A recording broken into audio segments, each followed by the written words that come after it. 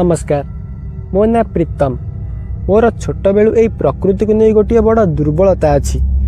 मत यही प्रकृति को देखिबार बहुत आनंद मिले। एमिति कि मु बेले बेले बहुत नीरवता जगह को चली जाए। दूर आकाश आउ ता सह पर्वत आउ पक्षी मानकर किचिरी मिचिरी शब्द शुणा बहुत भल लगे। आउ मु सेई नीरवता जगार घंटा घंटा बिताई दिए। आउ हाँ, मो पाखरे गोटे कैमेरा थिला। मु सेथिरे अनेक भलिकी भली प्रकृतिर फोटो उठाई रखिछि। सेदिन मु गोटे चा दुकान रे बसी थाए। हठात मोर 3 जन सांग रवि, विनोद आउ शंकर आसी पहुँचले। आउ मते कहिले, अरे प्रीतम, तोर ये प्रकृति को बुझीबा केते बाट गला। ताकर एपरी कथा सुनी मु कहली, नाई मो सेमिति किछि नाई। मोर एपरी कथा सुनी मो सांग माने मते कहिले, अरे गोटे काम करिबा, आमे समस्ते मिसी चल जंगल को जिबा, कैंपिंग करिबा, आउ सेठारे 2 दिन रहिबा। हमर बुलाबुली होई जिवो, आउ तास तू भी किछि नुआ नुआ जागार फोटो उठाई नेबु। ताकर कथा सुनी मु मध्य हाँ कहली। आउ आमे सेठाको जिबा विषय रे कथा हेउथाउ, आउ ता सहित चा पीबारे लागि थाउ। आउ चा पीबू मु कहली, अरे जदि बाघ की भालू सहित देखा आई जिवो ताहले कोन हेबो। मो कथा सुनी शंकर हसिला आउ कहला, भल हेबो, तू मध्य तार गोटे फोटो उठाई देबू। किंतु मु सीरियस थाए। मु कहली, अरे नाई, जदि सतरे देखा हुए तेबे आमे कोन करिबा। मोर एपरी कथा सुनी समस्ते जोरे जोरे हसिबाकू लागिले। आउ कहिले, अरे कोन एबेठारु तते डर लागिबा आरंभ करिदेलानी। ताकर कथारे मु पूरा चुप रहिली। आउ सब कथा सरिया परे आमे घर को फेरिलु। मु घरे पहुंची प्रथमे बापा को मनाइबा पई चेष्टा करुथाए। किंतु बापा तो प्रथमे राजी हेउ नथिले, किंतु परे राजी होई गले। आउ कहिले, देख, जमा भी जंगल भीतर को जीवु नाही। आउ जंगल पाख आखरे कैंपिंग करी फेरी आसीबु। आउ हाँ, सबु बेले नेटवर्क एरिया भीतर ही रहिबु। ताकर सबु कथारे मु हाँ मारुथाए। से दिनटा एमिति रे चली गला। ता पर दिन आमे आम निजर जिनिस धरी जंगल को बाहरी पड़िलु। आउ हाँ, मु जीवा पूर्व मो बापा मो हाथ को गोटे 2 नलिया राइफल बढ़ाई देले। आउ कहिले, याकू पाखरे रख, निश्चय कामरे आसीबो। मु प्रथम थर पई सेई बंदूक को मो हाथ रे धरी थाए, कारण मते केबे हेले सेई बंदूक पाख को जीवा को बापा दियंती नाही। से जा भी हो, मु सेई बंदूक को नहीं बाहर को आसिली। बाहरे मो सांग माने छिड़ा होई थांती। आउ शंकर मध्य ता बापांकर कार नहीं आसी थाए। मु बंदूक को नहीं कार भीतर रखिली। आउ आमे सेइठारु आराबली जंगल आड़ को माड़ी चलिलु। आराबली जंगल गोटे बहुत बड़ जंगल। आउ सबुठारु बड़ कथा कि एई जंगल ले किछि बाट गला परे गोटे पहाड़ पड़िबो। आउ पहाड़रू सरू झरणाटीए बही आसी थाए। आउ ता चारि पाख परिवेश खूब शांत। सेठाकू सहरर कोलाहल मध्य शुभु न थाए। केवल पक्षी मानकर किचिरी मिचिरी शब्द शुभी थाए। किंतु एई जंगल को नहीं आउ गोटे कथा मध्य अछि। एठाकू किछि किछि लोक बुलिबाकू आसंती छत, किंतु सेमाने आउ फेरी पारंती नाही। एई जंगल कुआडे गायब होई जांती। आउ हाँ, एई जंगल गछ गुड़ाक एते बड़ बड़ कि दिन बेला मध्य ठीक भाव में सूर्य आलोक माटी रे पड़ी न थाए। आमे से दिन सेई जंगल आड़ को माड़ी चली थाउ। आउ बाटरे गाड़ी रखी किछि सुकिला खाइबा मध्य किनी नै थाउ, कारण आमको सेठारे 2 दिन रहिबाकू पड़िबो। सबु जिनिस किनी सारिबा परे आमे गाड़ी धरी आगको बढ़ी गलु। आउ किछि समय मध्य सहरर कोलाहल ठारू बहुत दूर को चली आसिलु। सेतेबेलकू समय दिन 10टा बाजी थाए। आमे समस्त गाड़ी रे बसी बाहर दृश्य आउ बड़ बड़ गछ को देखु थाउ। बाहरर परिवेश पूरा शांत। सेतेबेले शंकर गाड़ी चलाउ थाए। शंकर गाड़ी चलाउ चलाउ गाड़ी को धीर करी बाम पाख को मोड़िला, कारण बाम पाख को गोटे अणओसारिया रास्ता जंगल को लंबी जाइथिला। सेई रास्ता रे किछि बाट गाड़ी चलाया परे हठात शंकर गाड़ी रखिदेला। या देखि मु कहली, अरे कोन हैला। सेतेबेले शंकर कहला, नाई मो किछि नाई, मु टिके बाहर को जीबी। आउ हाँ, जदि किए जिबार अछि आस, नहले आउ गाड़ी मु कोठी रखिबिनी। सेतेबेले आमे 3 जन बाहर को बाहरिलु। आमे बाहरी छुकी नहीं, दलकाए ठंडा पवन आसी आम देह को छुई गला, जेमिति आमको जंगल अपेक्षा करिथिला। आउ आमे आसीबारु आमको स्वागत कला। किंतु आमे से सब को अधिक ध्यान न देई गाड़ी टू टिके दूर को अलग अलग चली गलु और आम काम कलु। सेतेबेले दिन 2टा बाजी थाए। सेतेबेले मु मो बैग रु कैमेरा काढिली आउ बुली बुली विभिन्न प्रकार फोटो उठाइली। ଆଉ ସେଠାରେ ଆମକୁ ଛାଡ଼ିଦେଲେ ଆଉ କେହି ନଥାନ୍ତି। ଚାରିଆଡ଼ ପୁରା ନୀରବତା, ମାନେ ଏତେ ନୀରବତା କି ଗଛରୁ ପତ୍ରଟିଏ ପଡ଼ିଲେ ମଧ୍ୟ ଜୋରେ ଆବାଜ କରୁଥାଏ। ସେଠାରେ ଅଧିକ ସମୟ ନ ରହି ଆମେ ଆସି ଗାଡ଼ିରେ ବସି ପଡ଼ିଲୁ ଆଉ ଆଗକୁ ମାଡ଼ି ଚାଲିଲୁ। ସେଇ ଜାଗାଠାରୁ ପ୍ରାୟ ଆମେ 2 କି 3 କିଲୋମିଟର ଆଗକୁ ଚାଲି ଆସିଲୁ। ସେତେବେଳେ ଶଙ୍କର କହିଲା, ଦେଖ ଆଗକୁ ଆଉ ଯିବା ଠିକ୍ ହେବନି, ତା ଛଡ଼ା ଆଗକୁ ବି ଆଉ ଗାଡ଼ି ଯିବା ପାଇଁ ରାସ୍ତା ଭଲ ନାହିଁ। ଭଲ ହେବ ଏଇଠାରେ ଗାଡ଼ିକୁ ରଖି ଆମେ ଜଙ୍ଗଲ ଭିତରକୁ ଚାଲିଯିବା, ଆଉ କିଛି ଦୂରରେ ଆମ କ୍ୟାମ୍ପ ପକାଇବା। ଆମେ ସମସ୍ତେ ଶଙ୍କର କଥାରେ ରାଜି ହେଲୁ ଆଉ ନିଜ ନିଜ ଓଜନିଆ ବ୍ୟାଗକୁ କାନ୍ଧରେ ପକାଇ ସେଇ ଜଙ୍ଗଲ ଭିତରକୁ ପଶିବା ଆରମ୍ଭ କଲୁ। ସେତେବେଳକୁ ଦିନ 4ଟା ବାଜି ସାରିଥାଏ। ଆମେ ମଧ୍ୟ ପୁରା 1 ଘଣ୍ଟା ଚାଲିବା ପରେ ସେଇ ପାହାଡ଼ ପାଖରେ ପହଞ୍ଚିଲୁ। କିନ୍ତୁ ସେଠାରେ ପହଞ୍ଚି ଆମେ ଦେଖିଲୁ ଆମ ଆଗରୁ ସେଠାରେ ଆଉ ଗୋଟିଏ ଦଳ କ୍ୟାମ୍ପ ପକାଇଥାନ୍ତି। ଏହା ଦେଖି ଆମେ ସେଠାରେ ନ ରହି ପାଖରେ ଆଗକୁ ଯାଇଥିବା ଗୋଟିଏ ରାସ୍ତାରେ ଯିବାକୁ ବାହାରିଲୁ। ଆମେ ସେଠାରୁ କେଇଟା ହାତ ଦୂରକୁ ଯାଇଛୁ କି ହଠାତ୍ ପଛରୁ କିଛି ଡାକ ଶୁଭିଲା। ଆମେ ପଛକୁ ଦେଖିଲୁ, ପଛରୁ ସେଇ କ୍ୟାମ୍ପ ପାଖରୁ ଜଣେ ଆମକୁ ଡାକି କହୁଥିଲା, ତମେ କ'ଣ ଜାଣିନା ସେ ପାଖକୁ କେହି ଯାଆନ୍ତି ନାହିଁ? ତାଙ୍କର କଥା ଶୁଣି ଆମେ କହିଲୁ, ଆରେ ଆମେ ଅଧିକ ଦୂର ଯିବୁ ନାହିଁ, ଏଇ ପାଖରେ ହିଁ ଆମ କ୍ୟାମ୍ପ ପକାଇବୁ। ୟା ପରେ ଆମେ ଆଗକୁ ବଢ଼ି ଚାଲିଲୁ। ଆଗର ରାସ୍ତା ଦେଖିଲେ ସଫା ସଫା ଜଣା ପଡ଼ିଯାଉଥାଏ। ଏଇ ରାସ୍ତାରେ କେତେ ବର୍ଷ ହେବ କେହି ଯାଇନାହାନ୍ତି, କାରଣ ଜାଗା ଜାଗାରେ ଗଛର ଡାଳ ଭାଙ୍ଗି ପଡ଼ିଥାଏ ଆଉ ରାସ୍ତାରେ ବଡ଼ ବଡ଼ କଣ୍ଟା ଗଛ ଉଠି ଯାଇଥାଏ। ଆମେ ସେଇ ଗଛକୁ ଆଡ଼େଇ ଆଡ଼େଇ ଆଗକୁ ବଢ଼ି ଚାଲିଥାଉ। ସେତେବେଳକୁ ସୂର୍ଯ୍ୟ ମଧ୍ୟ ବୁଡ଼ି ସାରିଥିଲେ। ସେତେବେଳକୁ ଆମକୁ ଚାରିପାଖରୁ କଳା ଅନ୍ଧାର ଘେରି ସାରିଥାଏ। ତାପରେ ଏଇ ଡେଙ୍ଗା ଡେଙ୍ଗା ଗଛ, ଯାହାଫଳରେ କି ଆକାଶରେ ଥିବା ଜହ୍ନର ଆଲୁଅ ମଧ୍ୟ ତଳେ ପଡ଼ିପାରୁନଥାଏ। ସେହି ସମୟରେ ରବି ବ୍ୟାଗରୁ ଗୋଟିଏ ଟର୍ଚ୍ଚ ବାହାର କଲା, କିନ୍ତୁ ଟର୍ଚ୍ଚର ଆଲୁଅ ସେହି ଅନ୍ଧାରକୁ ଦୂର କରିପାରୁନଥାଏ। ମାନେ କହିବାକୁ ଗଲେ ଟର୍ଚ୍ଚର ଆଲୁଅ ଆମଠାରୁ ମାତ୍ର କେଇଟା ହାତ ଦୂରରେ ପଡ଼ୁଥାଏ ଆଉ ଟର୍ଚ୍ଚର ଆଲୋକ ପଡ଼ୁଥିବା ଜାଗାକୁ ଛାଡ଼ିଦେଲେ ବାକି ପୁରା ଅନ୍ଧାରରେ ବୁଡ଼ି ଯାଉଥାଏ। ଆମେ ସେହି ଅନ୍ଧାରରେ ଚାଲି ଚାଲି ବହୁତ ଦୂରକୁ ଚାଲି ଆସିଲୁ। ସବା ପଛରେ ମୁଁ ଚାଲୁଥାଏ। ସେତେବେଳେ ମୋତେ ଲାଗିଲା ଯେମିତି ଆମକୁ ଛାଡ଼ିଲେ ଆମ ପଛରେ ଆଉ କିଏ ଚାଲି ଚାଲି ଆସୁଛି। ସେତେବେଳେ ମୁଁ କହିଲି, ଆରେ ରୁହ, ଆରେ ଶୁଣ। ମୋର କଥା ଶୁଣି ରବି କହିଲା, କ'ଣ ହେଲା? ମୁଁ ରବିକୁ କହିଲି, ଆରେ ଟର୍ଚ୍ଚ ପଛକୁ ମାର ତ। ରବି ମଧ୍ୟ ସେଇଆ କଲା, କିନ୍ତୁ ମୋ ପଛରେ କେହି ବି ନଥିଲେ, ବରଂ ଚାରିଆଡ଼େ ପୁରା ଅନ୍ଧାର ଥିଲା।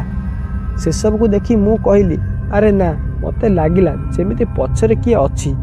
ମୋର ଏପରି କଥା ଶୁଣି ସମସ୍ତେ ହସିବାକୁ ଲାଗିଲେ ଆଉ କହିଲେ, ଆରେ ପୁରା ରାତି ବାକି ଅଛି, ତୋତେ ଏବେଠୁ ଡର ଲାଗିବା ଆରମ୍ଭ କଲାଣି। ତାଙ୍କର ଏପରି ମଜାଳିଆ କଥା ଶୁଣି ମୁଁ ପୁରା ଚୁପ୍ ରହିଲି ଆଉ ଆମେ ପୁଣି ଆଗକୁ ଚାଲିଲୁ। ଆଉ କିଛି ବାଟ ଗଲା ପରେ ଗୋଟିଏ ପରିଷ୍କାର ଜାଗା ଦେଖି ଆମେ ସମସ୍ତେ ଅଟକି ଗଲୁ ଆଉ ସେଇଠାରେ ଆମ କ୍ୟାମ୍ପ ପକାଇବାକୁ ଭାବିଲୁ। ତା ଛଡ଼ା ରାତି ବି ଅନେକ ହୋଇସାରିଲାଣି ଆଉ ଆଗକୁ ବଢ଼ିବା ଠିକ୍ ହେବ ନାହିଁ। ଏହା ଭାବି ଆମେ ସେଠାରେ ନିଜ ନିଜ ବ୍ୟାଗ୍ ରଖିଲୁ ଆଉ ଆମେ ଟେଣ୍ଟ ଲଗାଇଲୁ। ଆଉ କିଛି ସମୟ ପରେ ଆମ ଟେଣ୍ଟ ଲଗାଇବା ମଧ୍ୟ ସରିଗଲା ଆଉ ଆମେ ସବୁ ବାହାରେ ବସି ହସ ମଜା କରୁଥାଉ। ରବି ଆଉ ଶଙ୍କର ପାଖରେ ପଡ଼ିଥିବା କିଛି କାଠ ଆଣି ନିଆଁ ଲଗାଇଲେ। ସେତେବେଳକୁ ରାତି 8ଟା ବାଜିଲାଣି। ମୁଁ ମୋ ବ୍ୟାଗରୁ ମୋ କ୍ୟାମେରା କାଢ଼ି ସମସ୍ତଙ୍କର ଫଟୋ କ୍ଲିକ୍ କଲି ଆଉ ଗୋଟିଏ କି 2ଟା ଫଟୋ ଉଠାଇବା ପରେ ମୁଁ ମଧ୍ୟ ତାଙ୍କ ସହିତ ବସି କଥା ହେଉଥାଏ। ରବି ଉଠି ଛିଡ଼ା ହେଲା ଆଉ ଟେଣ୍ଟ ଭିତରକୁ ଚାଲିଗଲା ଆଉ ତା ହାତରେ କିଛି ଇପି ପ୍ୟାକେଟ୍ ଧରି ଆସି ପହଞ୍ଚିଲା ଆଉ ରାତିର ଖାଇବା ତିଆରି କଲା। କିଛି ସମୟ ପରେ ଖାଇବା ମଧ୍ୟ ତିଆରି ସରିଲା। ସେତେବେଳକୁ ରାତି 10ଟା ବାଜି ସାରିଥାଏ। ଦିନ ତମାମ ପରିଶ୍ରମ କରି ଆମେ ହାଲିଆ ହୋଇ ପଡ଼ିଥାଉ। ସମସ୍ତେ ଶୀଘ୍ର ଶୀଘ୍ର ଖାଇଦେଇ ଟେଣ୍ଟରେ ଶୋଇବାକୁ ଚାଲିଗଲୁ। ଧୀରେ ଧୀରେ ରାତି ବଢ଼ିବାକୁ ଲାଗୁଥାଏ ଆଉ ଜଙ୍ଗଲ ମଧ୍ୟ ଧୀରେ ଧୀରେ ଜୀବନ୍ତ ହୋଇ ଉଠୁଥାଏ। ଯେମିତି ଜଙ୍ଗଲ ପରିବେଶ ପୁରା ଅଶାନ୍ତ ହୋଇ ପଡ଼ୁଥାଏ। ଦୂରରୁ ବାଘ, ଭାଲୁ ଆଉ ତେନ୍ଦୁଆମାନଙ୍କର ଭୟାନକ ସ୍ୱର ଶୁଭୁଥାଏ। ସେ ସ୍ୱରରେ ଆମେ ସମସ୍ତଙ୍କ ନିଦ ପୁରା ଉଡ଼ିଗଲା।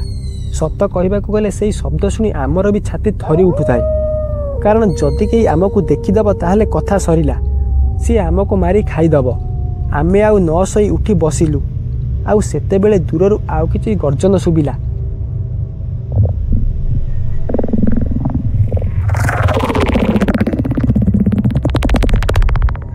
ସେଇ ଗର୍ଜନ ଏତେ ଜୋରରେ ଥିଲା କି ଅଶାନ୍ତ ଥିବା ଜଙ୍ଗଲ ପୁରା ସ୍ଥିର ହୋଇଗଲା। ଯେମିତି ସେହି ଶବ୍ଦକୁ ସମସ୍ତ ଜଙ୍ଗଲୀ ଜୀବ ମଧ୍ୟ ଭୟ କରୁଥାନ୍ତି। ଜଙ୍ଗଲ ଏତେ ଶାନ୍ତ ହୋଇଯାଇଥାଏ କି ଦୂରରୁ ପଡ଼ୁଥିବା ପତ୍ରର ଶବ୍ଦ ମଧ୍ୟ ସ୍ପଷ୍ଟ ଭାବରେ ଆମକୁ ଶୁଭୁଥାଏ। ସେତେବେଳେ ପୁଣି ଥରେ ସେଇ ଗର୍ଜନ ଶୁଭିଲା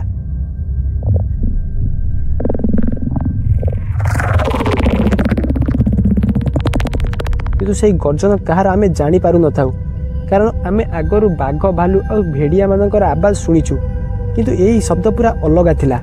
ଆମେ ସବୁ ଏମିତି ଭାବୁଥାଉ, ଆମକୁ ଆମ ଟେଣ୍ଟରେ କିଛି ଦୂରରେ କାହାର ଚାଲିବାର ଶବ୍ଦ ଶୁଭିଲା।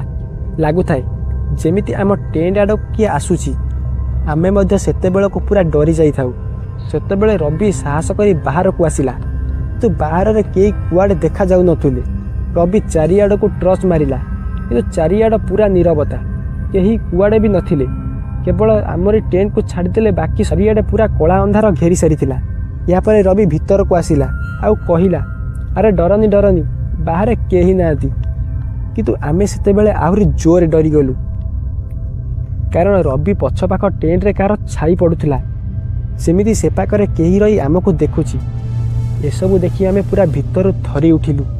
ମୁଁ କହୁଥାଏ, ଆରେ ଆରେ ଏଟା କିଏ? ସେତେବେଳେ ରବି କହିଲା, ଆରେ ପ୍ରୀତମ, ତୋ ବନ୍ଧୁକ ବାହାର କର। ସେ ଯିଏ ବି ହଉ, ଆଜି ତ ସିଏ ଆମ ହାତରେ ହିଁ ମରିବ।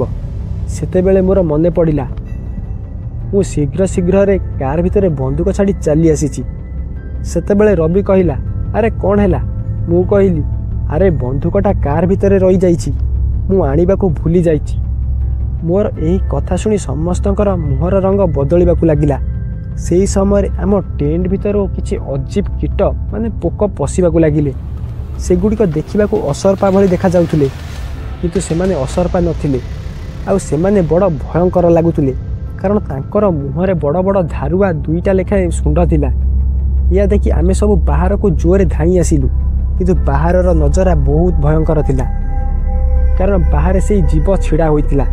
ସେ ଦେଖିବାକୁ ମଧ୍ୟ ବହୁତ ବଡ଼ ଓ ଅଜୀବ ଥିଲା, ମାନେ ପୁରା ଡେଙ୍ଗା ଆଉ ପତଳା। ତା'ର ଚମଡ଼ା ଗୁଡ଼ାକ ଶୁଖି ତା ଦେହରେ ଲାଗିଯାଇଥିଲା, ଆଉ ତା'ର ପାଟି, ଆଖି, ନାକ କିଛି ନଥିଲା, କେବଳ କାନ ଥିଲା। ଆଉ ତା ଦେହରୁ ସେଇ ବାଟ ଦେଇ ସେଇ କୀଟଗୁଡ଼ିକ ପୁଳା ପୁଳା ବାହାରି ଆସୁଥିଲେ, ଆଉ ତା ମୁଣ୍ଡରେ 2ଟି ଶିଙ୍ଗ ଥିଲା। ଏସବୁ ଦେଖି ଆମେ ସେଇ ଜାଗା ଛାଡ଼ି ଆଗକୁ ଜୋରରେ ଦୌଡ଼ିବାକୁ ଲାଗିଲୁ। ଆମେ ଅନ୍ଧାରରେ କୁଆଡ଼େ ଯାଉଛୁ ଜାଣିପାରୁନଥାଉ, କିନ୍ତୁ ଜୀବନ ବଞ୍ଚାଇବାକୁ ଜୋରରେ ଧାଉଁଥାଉ।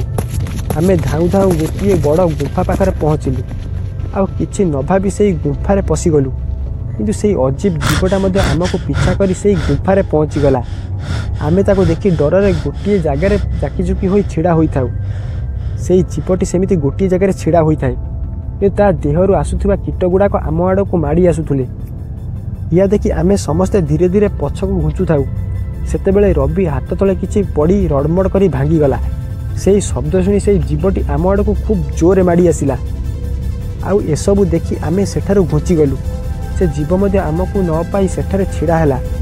ଏସବୁ ଦେଖି ମୁଁ ଜାଣିପାରିଲି, ଏହି ଜୀବକୁ କିଛି ବି ଦେଖାଯାଉନାହିଁ, ଯିଏ କେବଳ ଆମର ଆବାଜ ଶୁଣି ଆମ ପାଖକୁ ଆସୁଛି, ଆଉ ଏହି ଜୀବମାନେ ମଧ୍ୟ ତାହାକୁ ସାହାଯ୍ୟ କରୁଛନ୍ତି।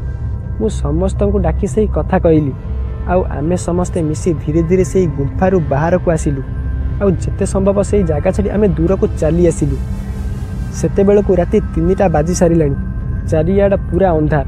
ସେହି ଅନ୍ଧାରରେ ଆଗକୁ ବଢ଼ିବା ଠିକ୍ ହେବ ନାହିଁ ବୋଲି ଭାବି ଆମେ ସେଠାରେ ଥିବା ଗଛ ଉପରେ ଚଢ଼ି ବସିଲୁ, ଆଉ ସକାଳ ହେବାକୁ ଅପେକ୍ଷା କଲୁ।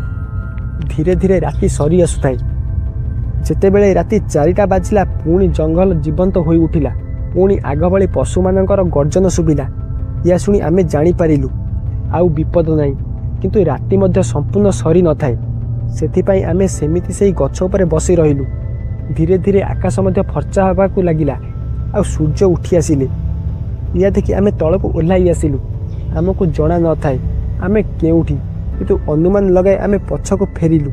ଆଉ ଏମିତି ପ୍ରାୟ 3 କି 4 ଘଣ୍ଟା ଚାଲିବା ପରେ ଆମର ଗାଡ଼ି ଦେଖାଗଲା, ଆଉ ଆମେ ଗାଡ଼ି ପାଖକୁ ଆସିଲୁ। ଗାଡ଼ି ମଧ୍ୟ ଠିକ୍ଠାକ୍ ଥାଏ। ଆମେ ସମସ୍ତେ ଗାଡ଼ିରେ ବସି ପଡ଼ିଲୁ। ସେତେବେଳେ ଶଙ୍କର କହିଲା, ଆରେ ଆରେ ଆମେ ତ ଚାଲି ଆସିଲେ, କିନ୍ତୁ ଆମ ଟେଣ୍ଟ ତ ରହିଗଲା। ତା'ର ଏପରି କଥା ଶୁଣି ମୁଁ ରାଗି କରି କହିଲି, ଆରେ ଯିବାର ଅଛି ତ ଯା, ମୋର ଯିବାର ନାହିଁ। ମୋର କ୍ୟାମେରା, ମୋର ବ୍ୟାଗ୍ ଯାହା ବି ଅଛି ସବୁ ସେ ଜଙ୍ଗଲ ନେଉ, କିନ୍ତୁ ମୋତେ ଭୁଲରେ ବି ଆଉ ସେଠାକୁ ଯିବାକୁ କହିବ ନାହିଁ। ଏହା କହି ମୁଁ ଗାଡ଼ିରେ ବସି ରହିଲି। ମୋର ଏପରି କଥା ଶୁଣି ବିନୋଦ ମଧ୍ୟ ସେଇଆ କହିଲା, ଆରେ ଠାକୁରଙ୍କୁ ପ୍ରାର୍ଥନା କର କି ସେଇ ଜଙ୍ଗଲ ଦାନବ ପାଖରୁ ଆମକୁ ବଞ୍ଚାଇ ଦେଲେ। ଏହା କହି ଶଙ୍କର ଗାଡ଼ି ବୁଲାଇଲା, ଆଉ ଆମେ ସେଇ ଜାଗା ଛାଡ଼ି ଚାଲି ଆସିଲୁ। ଆଜିକୁ ସେଇ ଘଟଣା 5 ବର୍ଷ ବିତିଗଲାଣି। ମୁଁ ଏବେ ଗୋଟିଏ ସଫ୍ଟୱେୟାର ଇଞ୍ଜିନିୟର, ଆଉ ମୋ ସାଙ୍ଗମାନେ ମଧ୍ୟ କିଛି ନା କିଛି କରୁଛନ୍ତି। ମାନେ କିଏ ଓଡ଼ିଶା ବାହାରେ ତ କିଏ ଓଡ଼ିଶା ଭିତରେ।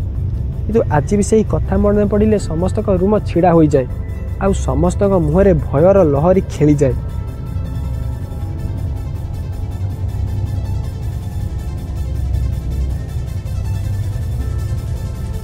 ସାଙ୍ଗମାନେ, এই ଷ୍ଟୋରି ତ ଏଇଠି ସରିଲା। ଯଦି ଏ ଷ୍ଟୋରିଟା ଭଲ ଲାଗେ ନିଶ୍ଚିତ ଗୋଟିଏ ଲାଇକ୍ କରିଦେବେ ଆଉ ଚ୍ୟାନେଲରେ ନୂଆ ଆସୁଥିଲେ ନିଶ୍ଚିତ ଗୋଟିଏ ସବସ୍କ୍ରାଇବ୍ କରିଦେବେ। ପୁଣି ଦେଖାହେବ ଆଉ ଏକ ଭୟର ଏପିସୋଡ଼ରେ। ସେ ପର୍ଯ୍ୟନ୍ତ ମୋତେ ବିଦାୟ ଦିଅନ୍ତୁ। ସମସ୍ତଙ୍କୁ ଶୁଭରାତ୍ରି।